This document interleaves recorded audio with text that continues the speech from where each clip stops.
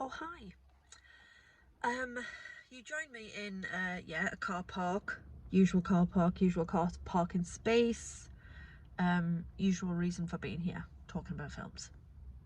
I've just been to see my last film of the year, or at least my last cinema trip of the year. I don't know if I might watch something later. I've got my children for New Year's Eve, so I don't know what our plans are. But I took myself off to the cinema this afternoon. Today is New Year's Eve, and I went to see The Kingsman.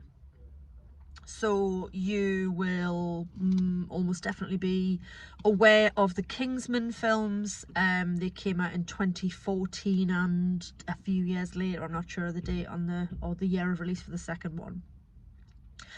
And they starred Taron Egerton as Eggsy, and you had Colin Firth, and Sam Jackson was the bad guy in the first one, and then the second one had Elton John in it, and they were great fun. And they focused on like a secret spy agency that operates sort of outside of the government, the British government. And they were written and directed by Matthew Vaughn, who previously was a producer on Guy Ritchie's early films and then branched out into directing himself, and has become a very accomplished director in the last sort of 10-20 years, I guess he's been doing it now. So this is The Kingsman. This is a prequel to the first two films that Matthew Vaughn made in this universe. And it is a very different film. It's set at the beginning of the 20th century, so we start in 1902 during the Boer War, and then we fast forward 12 years to the beginning of the First World War. So the backdrop is very much that. The world at war, young men dying, and what can be done behind the scenes to bring it all to an end, because clearly the negotiations of politicians are failing. And the premise of this is that there's a puppet master, a very, very angry Scottish puppet master, who goes by the codename of the Shepherd, pulling all the strings. So he orchestrates the assassination of Archduke Franz Ferdinand, which is kind of the catalyst that starts the First World War. And he's got this sort of devoted group of bad guys and bad girls representing various countries. So he's got the Mad Monk Rasputin for Russia. I've just watched, obviously I've just been seeing this, and I was looking at the names on the credits, and Rhys Ifans came up, and I was like, where was Rhys Ifans in that film? And I'm like racking my brains. I've just had to look him up. He actually played Rasputin. Didn't have a clue. Didn't know it was him. Just really made me laugh, because now that I know, I'm like, oh yeah, okay. I mean, there's a lot of hair, there's a big beard, there's like weird like dark circles under his eyes, so it didn't look like Rhys Ifans, but he had all the fun playing Rasputin and being absolutely nuts and being a proper over the top sort of scenery chomping villain. So I really enjoyed him. So yeah, the Shepherd's got this panel of bad guys and bad women doing his bidding.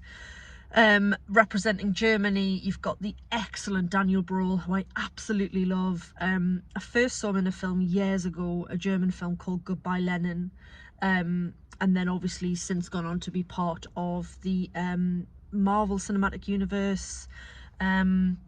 He played Niki Lauda. I couldn't think of the racing driver's name. They played Niki Lauda in Ron Howard's Rush. So he's just really, really good. He does tend to play a lot of villains, which could be unfortunate typecasting because he's a German, but he's also a great actor, and he was very good in this. Representing the Kingsmen, although that's not what they are yet, is Ralph Fiennes. So Ralph Fiennes plays the Duke of Oxford, and the story centers around him and his son Conrad. Conrad is desperate to join up and be part of the war. It's the last thing his father wants, for reasons that you find out quite early on in the film about something that's happened to them both in their past. And it's great fun. I really enjoyed it. Tonally, it is quite different to the Kingsman films, the ones with Taron Egerton and Colin Firth, excuse me, I felt this was a little bit more serious because the backdrop is the First World War. For all this like the hijinks of what the shepherd's up to and like the over-the-topness of Rasputin, the backdrop is still the First World War, and you can't really cover that and not deal with, to a certain extent, the absolute horror of it. And it doesn't shy away from that, and I think it's to its credit, because if it was like, way, the First World War, and put a comedic spin on it, it would be like in really bad taste. I mean, that said, I'm thinking about Blackadder Goes Forth, which obviously does put a comedy spin on life in the trenches and that war, but does so in such a way that they get away with it because it's Blackadder. And then obviously the very end of Blackadder Goes Forth is one of the most moving pieces of television ever created, and I can't watch it without bawling. So yeah, it's, as I say, tonally very different. The fact that it's 1914, 1916 for the majority of the film means obviously we're not using advanced technology, so it's interesting to see them do proper spying, proper espionage, you know, places being bugged with old-fashioned kit, or, you know, kit of the time. Because in the newer Kingsman films, it's all tech, it's all, you know, we can do this and we can embed this and we can put the scanner in your eye and we can put this in your mobile phone. And so to watch them do like proper spying with no technology or with very rudimentary technology was really good fun. So I enjoyed that element of it. I enjoyed that the fact that the two of the biggest action leads in this are played by Ralph Fiennes, who's 59, and Djimon Hounsou, who's 57. Djimon Hounsou I first saw in Gladiator in 2000, and he really doesn't look that different. Like, the man seems to have forgotten how to age. He does not look 57 at all. And the two of them do like quite a lot of action sequences and fight sequences, and I kind of enjoyed the fact that even though there are younger leads in it, I quite enjoyed watching these two older guys, you know, go at it and be part of the action. And, you know, we shouldn't be writing people off just because they're older in years. I mean, yes, there can come a point where you kind of say, is he a bit old to be doing this? I'm looking at you, Harrison Ford and Indiana Jones. I'm happy to be proved wrong. But yeah, I really enjoyed watching those two like be the leads. The female lead, if you like, is Gemma Arterton, who plays Polly. So she is Conrad's nanny and one of the house staff. Djimon Hounsou plays Shola, who's been sort of the driver and assistant of the Duke of Oxford for many, many years. And they kind of have been part of Conrad's life his whole life, so they're really close to him. And, you know, Shola's taught him how to fight, and Polly's got her own particular set of skills. So she was really good in that role. She's an actress I've never really been keen on in the past, but I thought she carried herself very well in this. I can't not mention Tom Hollander. This is Tom Hollander, not Tom Holland, not to be confused with Spider-Man. Tom Hollander is a British actor who's been knocking about for donkey's years. He's in all sorts of things, from telly stuff. I want to say he played the lead in Rev. He's in the Pirates of the Caribbean films.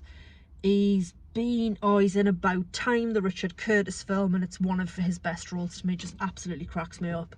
He's the frustrated and angry bitter playwright in About Time. So he's one of those guys that where, if you're not a huge film nerd, you perhaps wouldn't know his name, but as soon as I show you a picture, you go, oh, that guy. He plays 3 roles in this film, and he plays them all beautifully. There's a lot of facial hair going on to distinguish one from the other, but basically he plays the king, he plays Kaiser Wilhelm, and he plays the Tsar, who are obviously all cousins. And yes, I really enjoyed that, the fact that he played all 3 roles with different beards and different mustaches. So yeah, it's good fun. If you're expecting a film like Kingsman, The Secret Service and The Golden Circle, it's different. And it is quite intense in places, but overall it is great fun. It's got some excellent action sequences. It's got some very Britishness. I don't really know what point I was making there, but it's got that lovely sort of, Ray Fiennes brings that real gravitas. Charles Dance plays Lord Kitchener as well, so he brings a bit of clout. And yeah, it's just overall, it's a really solid film. It's a good way to end the year. I'm so happy that cinemas are open, and hopefully will stay open. It was May this year when this Odeon opened its doors again, and I've been a lot since May, and long may it continue. And just, yeah, good way to end the year. Go and see it on New Year's Day, or before you go back to school and work, maybe go and give it a bash. It is an excellent way to spend a couple of hours. I've talked for far too long, so I'm gonna go.